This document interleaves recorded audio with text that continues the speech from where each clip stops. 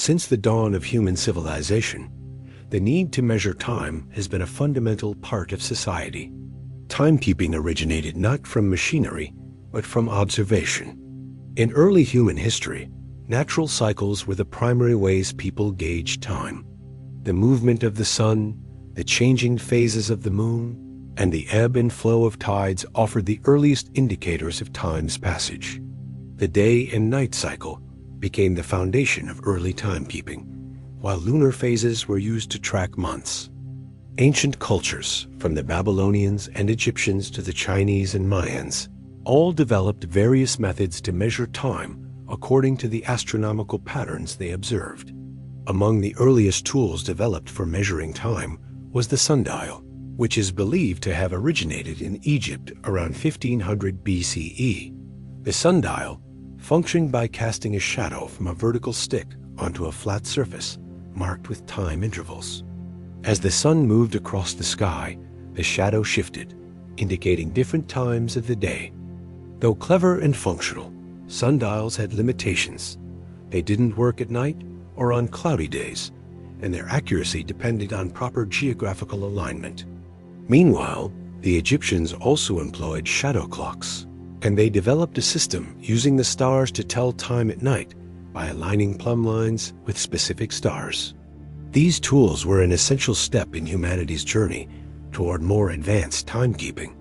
Around the same era, water clocks, or clepsydras, emerged as another significant development. These devices typically consisted of a container filled with water that either slowly emptied or filled, with the level of water corresponding to the passage of time. The ancient Greeks and Babylonians improved upon this concept with containers that dripped water at a controlled rate. Water clocks were not dependent on sunlight and could function day and night, making them more versatile than sundials. However, they still suffered from inaccuracies due to variations in water flow. In China, the water clock was developed to a sophisticated level. The Chinese inventor Yi Xing created a water-driven, astronomical clock tower in 725 CE that featured a series of wheels and gears powered by the steady flow of water. This invention is often cited as one of the earliest examples of mechanical timekeeping. In the Islamic world, water clocks were not only accurate, but also ornate. In the 13th century, the engineer al-Jawzari created complex water clocks that featured moving automata, zodiac indicators, and beautiful artistic embellishments. These devices were a blend of scientific ingenuity and artistic craftsmanship. As civilizations evolved and the demand for accurate timekeeping grew, especially in religious, navigational, and governmental contexts, mechanical innovation became increasingly important. The leap from fluid-based and shadow-based timekeeping to mechanical clocks marked a pivotal moment in history. The first mechanical clocks were developed in Europe during the 13th century, primarily for use in monasteries, where the regular schedule of prayers required a reliable timekeeping method. These early mechanical clocks operated using weights and gears. A weight-driven mechanism pulled on gears, and an escapement mechanism regulated the release of energy. This innovation allowed the gear train to move forward at regular intervals, essentially ticking off time. One of the earliest known mechanical clocks was installed in Salisbury Cathedral, England, around 1386. This massive iron-framed mechanism had no face or hands. Instead, it struck a bell to signal the passing of each hour.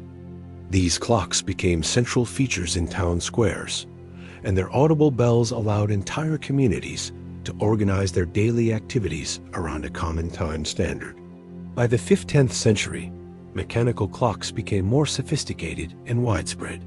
Spring-driven clocks were introduced in the early 1400s. Unlike weight-driven clocks, spring-driven models used coiled springs to store energy.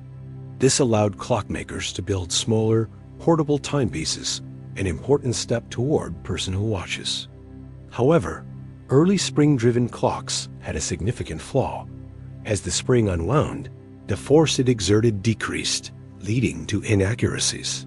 To address this, the fusee was developed a cone-shaped pulley system It regulated the torque of the unwinding spring, improving timekeeping consistency. Despite these improvements, clocks of this period were still quite inaccurate by modern standards. They often lost or gained time each day and required frequent resetting. The next major breakthrough came in the 17th century with the invention of the pendulum clock. In 1656, Dutch scientist Christian Huygens designed the first clock regulated by a pendulum. Drawing on the work of Galileo, who had studied the isochronism of pendulums, Huygens realized that a swinging pendulum could regulate a clock with far greater accuracy than previous escapement mechanisms. His first pendulum clock was accurate to within 1 minute per day, an extraordinary improvement at the time. With further refinements, accuracy improved to within seconds per day. The invention of the pendulum clock revolutionized both science and society. It allowed for better celestial observations, improved navigation, and standardized schedules in society. Pendulum clocks became the gold standard for accurate timekeeping over the next 200 years. Another major advancement in the late 17th century was the development of the balance spring, also known as the hairspring. Huygens again played a crucial role, inventing this device in 1675. The balance spring worked with the balance wheel to regulate time in portable watches, providing a level of accuracy and reliability previously unattainable in handheld timepieces. This innovation laid the foundation for the modern pocket watch and later, the wristwatch. During the 18th century, innovations in horology, the study and measurement of time, continued to flourish. One of the most pressing challenges was the longitude problem. Sailors needed accurate clocks to determine longitude at sea. In response, English clockmaker John Harrison spent decades designing marine chronometers that could keep accurate time during long sea voyages, unaffected by motion, temperature, and humidity. His H4 chronometer, completed in 1761, proved revolutionary and helped Britain establish maritime dominance. Throughout the 18th and 19th centuries, clockmaking became both an art and a science. Mass production techniques allowed clocks to become more affordable and widely available. Clocks transitioned from being luxury items to household essentials. Public clocks adorned city centers, schools, and factories. The Industrial Revolution created a greater demand for precise timekeeping, as railway systems and factories required synchronized schedules. This led to the establishment of standardized time zones in the late 19th century, particularly with the rise of railroads. Mechanical clocks continued to evolve, with innovations in escapement design, materials, and assembly methods. The anchor escapement, developed by Robert Hooke in the 17th century, became the standard for most pendulum clocks. By the 19th century, many clocks were so accurate that they only required winding once a week. Despite the remarkable advancements of mechanical clocks, their accuracy still had limits, and they were sensitive to external factors such as temperature and gravity. The 20th century ushered in a new era of timekeeping based on the properties of materials and electricity. The quartz clock, introduced in the 1920s, marked a paradigm shift in timekeeping technology. Quartz crystals, when electrically stimulated, vibrate at a precise frequency. This property was harnessed to create highly accurate timepieces. In 1927, Warren Marrison and J.W. Horton at Bell Telephone Laboratories built the first quartz clock. By the 1960s, quartz clocks became commercially viable, and their affordability and precision quickly made them the standard for both home and industrial use. Quartz clocks typically deviate by less than a second per day, far more accurate than most mechanical clocks. The next frontier in timekeeping came with the development of atomic clocks. Today, we live in a world where timekeeping has reached mind-boggling precision. Optical lattice clocks, still in experimental stages, promise to be even more accurate than cesium-based atomic clocks. These devices use lasers and atoms like strontium or ytterbium, capable of losing only 1 second in the entire lifetime of the universe. Meanwhile, everyday people now carry ultra-precise timepieces in their smartphones, sensed with atomic time through the internet.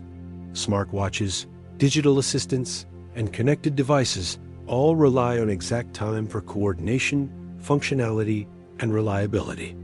We've come a long way from observing the sun's shadow or tracking dripping water. In a broader sense, the history of the clock is more than a technological timeline. It's a story of human ingenuity. It reflects how societies have strived to understand and master one of the most mysterious aspects of existence: time. From sundials to atomic clocks, the evolution of timekeeping has revolutionized navigation, science, industry, and daily life. It has shaped our calendars, work schedules, communication systems, and even our perception of life itself. The invention of the clock, in all its forms, stands as a testament to humanity's relentless pursuit of order, precision, and knowledge. As we continue to refine our methods of tracking time, we edge closer to understanding not just how time passes, but perhaps one day, what time truly is.